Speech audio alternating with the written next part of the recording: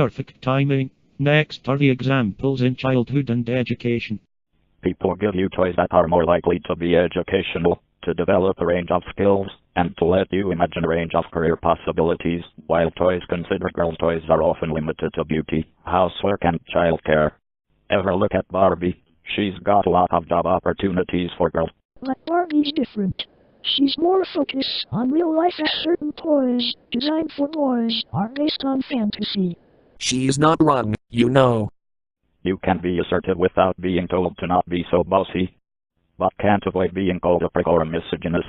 A prick, no. A misogynist, yeah. Adults compliment you more for your abilities rather than only your looks, and you're not taught that the most important thing about you is your appearance. In other words, boys get praised for what they do, rather than how they look. Pretty much. School dress codes don't suggest that your body is inherently shameful or unprofessional, unlike girls who are told that it's up to them to cover up. What the heck does that mean, and how is this a male privilege? Your grades don't depend on your appearance. Studies show that girls are given higher grades based on physical attractiveness, reinforcing that their value is in their looks, not their brains. You cannot say that this is an example of misandry in school. It is. Nobody was saying that. You get more esteem-building rewards in school, like being called on first even when you're not raising your hand. What other esteem-building awards are there? You get a higher amount and quality of attention from teachers, like more substantive feedback that improves your learning. Not anymore, since the education system favors women and girls over men and boys. Your energetic behavior and creative energy is encouraged or dismissed with phrases like boys will be boys. Girls are taught to be ladylike, which includes being more reserved and less outspoken. That is the biggest liar. Society is making males more feminine, so that all boys will be boys crap is That's not non-existent. entirely true. Dribble's right. If that were the case, there wouldn't be any more men in sports. You're not told that you're supposed to be bad at math and science because of your gender, even though all men are completely stupid as a... Not in front of Harold. People are more likely to respect your bodily autonomy. They don't say things like your father's going to need a shotgun to imply that your sexuality belongs to men throughout your life.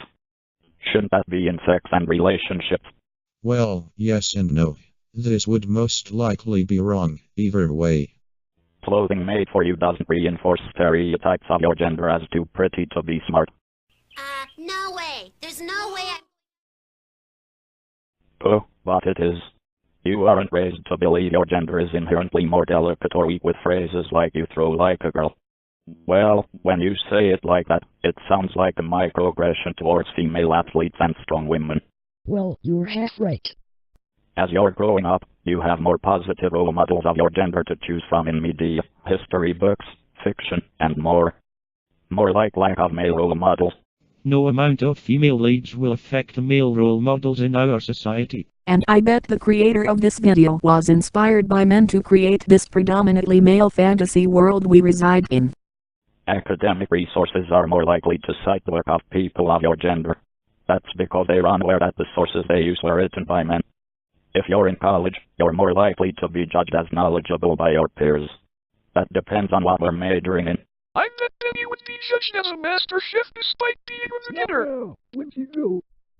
If you're in college, you're more likely to have professors respond to your inquiries, especially if you're white. That's because men on average have more inquiries about college than women do. At school, you can learn about your gender's contributions to the world without needing extra electives or men's studies departments to be included in the curriculum. And people wonder why there's a women's studies in college, but no men's studies. Boys in school have world history to teach them about the men's contributions to society. Thanks for that. Finally, we're almost done. We'll wrap it up with examples from religion.